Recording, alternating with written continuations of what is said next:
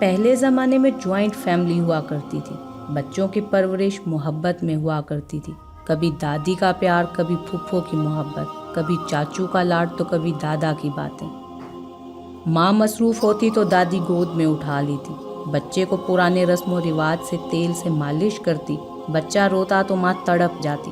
لیکن اب حالات کچھ مختلف ہیں، ماں تو ہر دور میں ماں ہی ہوتی ہے، لیکن کچھ غلطیاں یا تھوڑی سی سوچ بدلنے کی ضرورت ہے۔ یہ کہانی ایسی ہی ایک ماں کی ہے۔ حفصہ اپنی دوست سے فون پر بات کر رہی تھی۔ ہاں یار، میرا شوہر تو بہت اچھا ہے، میرا بہت خیال رکھتا ہے، تم بتاؤ۔ حفصہ کا ایک بیٹا بھی تھا 4 سال کا، آریان، جو رونے لگا۔ حفصہ فون کان سے لگائے بچے کے رونے کی آواز سن کر منہ بنانے لگی اور بولی کہ ایک تو اس کو رونا آ جاتا ہے جب کوئی ضروری بات کر رہی ہوں۔ جلدی سے اٹھی، آریان کیا مسئلہ ہے تم کو؟ آریان مسلسل رو رہا تھا۔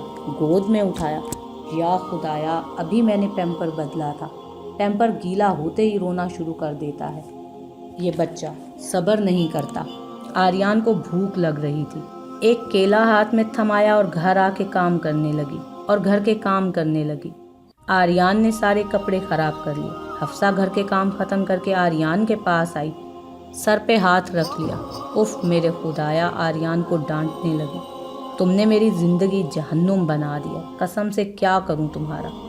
پھر سے کپڑے چینج کیے، گود میں اٹھایا، سلانے لگی۔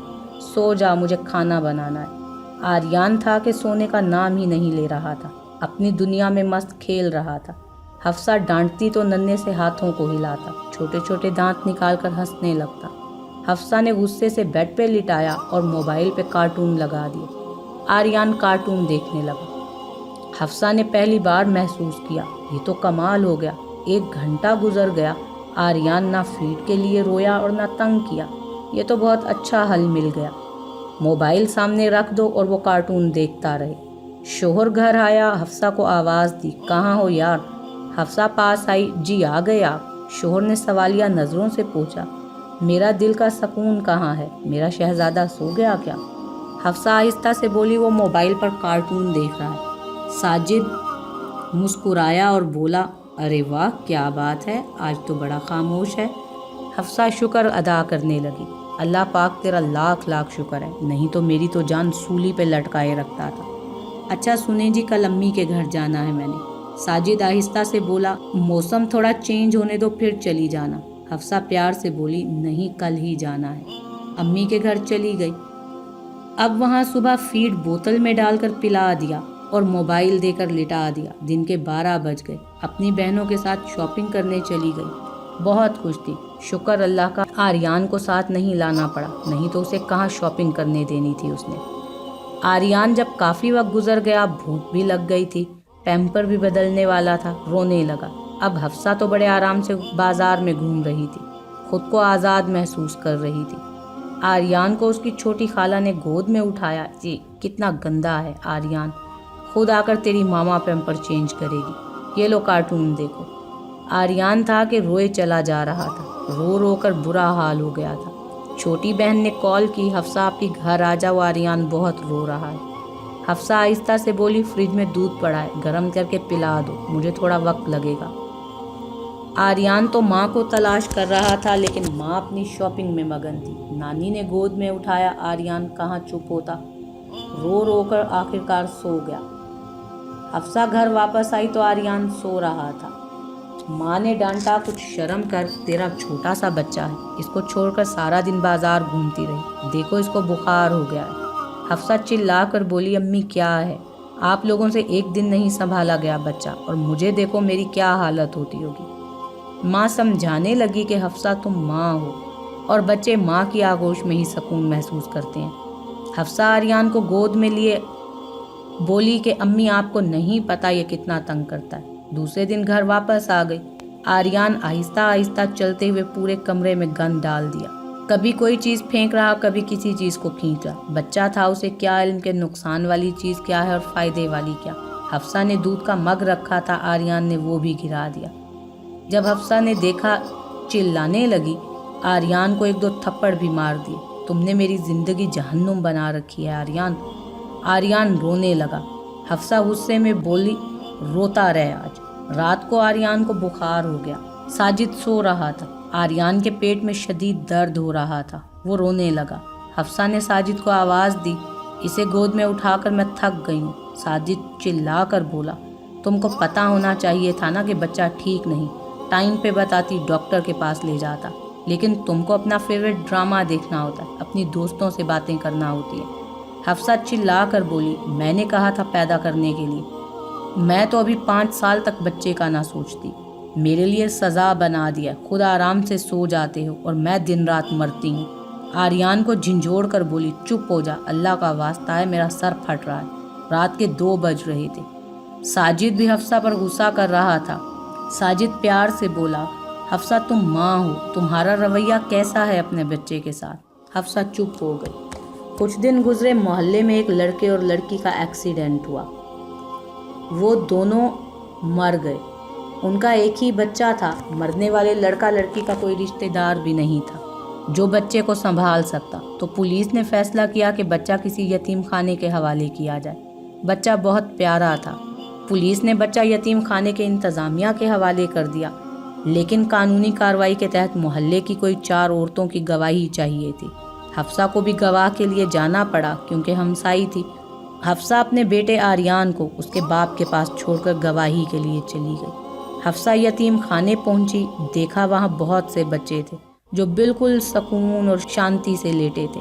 کوئی بھی بچہ رو نہیں رہا تھا، سب خاموش کھیل رہے تھے۔ حفصہ بچوں کو دیکھ کر بہت متاثر ہوئی۔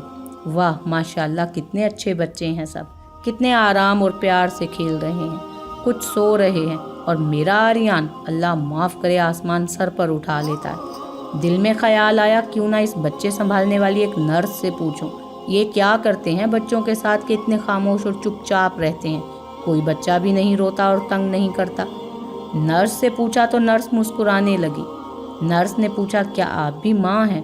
حفصہ نے جواب دیا، ہاں میں بھی ایک ماں ہوں، میرا تو ایک ہی بیٹا ہے، لیکن اللہ جانتا ہے ایک سے بھی تنگ ہوں میں، نہ دن کو سکون نہ رات کو سونے دیتا ہے، اف کیا بتاؤں، پاگل کر دیتا ہے۔ نرس مسکرانے لگی، تب تو آپ بہت خوش قسمت ہیں اور آپ کا بچہ بھی بہت خوش نصیب ہے۔ حفصہ نے سوالیہ انداز میں دیکھا اور اس سے پوچھا، کیا مطلب؟ نرس افسردگی میں بولی، یہ دیکھو بن ماں باپ کے بچے، جانتی ہو یہ کیوں نہیں روتے؟ کیونکہ ان کے لاڈ اٹھانے والا کوئی نہیں ہے یہاں۔ شروع میں یہ بھی بہت روتے تھے، ان کو لگتا تھا کہ ان کے رونے سے ان کی ماں دوڑی چلی آئے گی اور انہیں آ کر سینے سے لگا لے گی، لیکن یہ بیچارے یتیم بن ماں کے، کیا جانے یہ لاوارث ہیں، یہ روتے رہے چیختے رہے، ان کو کوئی نہیں سنے گا۔ ہم نرسیں کیا کر سکتی ہیں؟ باری باری سب کا پیمپر چینج کرنا ہوتا ہے۔ ایک بچے کے پاس گئی، یہ دیکھ کتنا پیارا بچہ ہے، شروع میں یہ پیمپر گیلا ہونے پر آسمان سر پر اٹھا لیتا تھا، اب 24 گھنٹے میں صرف ایک پیمپر بدلتے ہیں ہم۔ اب گیلے پیمپر میں پڑا رہتا ہے لیکن روتا نہیں، کیونکہ اب یہ جان گیا ہے کہ اس کو لاڈ کرنے والا کوئی نہیں، اس کو چپ کروانے والا کوئی نہیں ہے، اس کو سینے سے لگانے والا بھی کوئی نہیں۔ ہم مائیں تو نہیں ہیں نا، ہم تو بس اپنی ڈیوٹی نبھاتی ہیں۔ اتنے میں دیکھا ایک بچی رو رہی تھی۔ حفصہ تڑپ گئی، پچھلے 10 منٹ سے رو رہا ہے۔ نرس آہستہ سے بولی، بھوکا ہے لیکن دودھ اپنے وقت پر ہی ملے گا، رو رو کر خود ہی چپ ہو جائے گا۔ دوسرے کمرے میں وہ بچہ جسے آج ہی لایا گیا تھا، جس کے ماں باپ ایکسیڈنٹ میں مر گئے تھے، وہ لاوارث کی طرح آرام سے سو رہا تھا۔ نرس آہستہ سے بولی، بہن ایک بات کہوں، جس بچے کا تم کہہ رہی ہو نا بہت تنگ کرتا ہے، خدا کی قسم وہ لاکھوں بانجھ لوگوں کی دعا ہے، تڑپ ہے۔ اللہ کا شکر ادا کرو کہ اس نے تمہیں اس نعمت سے نوازا، اور دیکھو ان بچوں کی جانب، ماں کی محبت کو ترس رہے ہیں۔ اور ہاں، اگر آپ کو اپنا بچہ اتنا ہی تنگ کرتا ہے تو کچھ دن ہمارے پاس چھوڑ جائیں، نہیں کیا کرے گا تنگ۔ یہ سننا تھا کہ حفصہ کی آنکھ سے آنسو پانی کی طرح بہنے لگے۔ اپنے بیٹے آریان کا نام پکارا، میرا آریان۔ کمرے میں کھڑی تھی، کمرے سے باہر نکلتے جوتا پہننا بھی بھول گئی، تیز تیز قدموں سے گھر کو جانے لگی، مسلسل رو رہی تھی، میرا آریان، میرا آریان، میری روح، میرا بچہ۔ گھر پہنچی تو ساجد کچن میں چائے بنا رہا تھا، آریان سو رہا تھا۔ حفصہ نے آریان کو سینے سے لگا لیا، اپنی آغوش میں چھپا لیا، کبھی منہ چومتی، کبھی آنکھیں اور کبھی پاؤں۔ ساجد پاس آیا. حفصہ کیا ہوا؟ ابھی سویا ہے. حفصہ ساجد کی طرف دیکھ کر چیخ کر رونے لگی. ساجد میرا آریان رو کیوں نہیں رہا؟ مجھ سے بات کرے. اٹھ میرے بچے. آریان اٹھ. آریان اٹھا, آنکھیں کھولی. اب میں اپنے بچے کو موبائل پر کارٹون نہیں لگا کر دوں گی. جب بھی میرا بچہ اپنی ماما کو آواز دے گا ماما قربان جائے گی اپنی شہزادے پر. ساجد پوچھنے لگا حفصہ کیا ہوا ہے؟ حفصہ روتے ہوئے سب بتانے لگی. بتاتے بتاتے آریان کو چوم رہی تھی, سینے سے لگا رہی تھی اور کہہ رہی تھی جس عورت کو لگتا ہے نا کہ اس کا بچہ بہت تنگ کرتا ہے, جائے ایک بار یتیم خانے کے بچوں کو دیکھ آئے. بیچارے کیسے ہر محبت, ہر لاڈ, ہر احساس کے بنا خاموش اپنی ماں کی راہ دیکھ رہے ہیں. اور ہاں, یہ بھی غلط ہے کہ بچے کو موبائل فون کی طرف لگا دیا جائے. چلو کھیلتا رہے, جان چھوٹی, کچھ تو سکون مل رہا ہے, تنگ نہیں کر رہا. اگر آپ ایک ماں ہیں اور ایسا کر رہی ہیں تو غلط کر رہی ہیں. یاد رکھیں بچے کو خود سے دور کر رہی ہیں.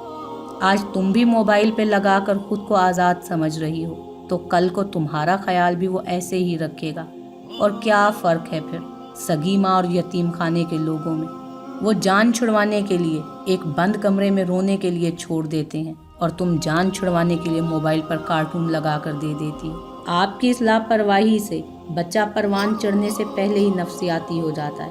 اگر کوئی ماں ایسا کرتی ہے تو دعا ہے کہ وہ یہ کہانی پڑھ کر سنبھل جائے. اللہ ہر بے اولاد کو اپنی رحمت سے اولاد نرینہ عطا فرمائے. آمین.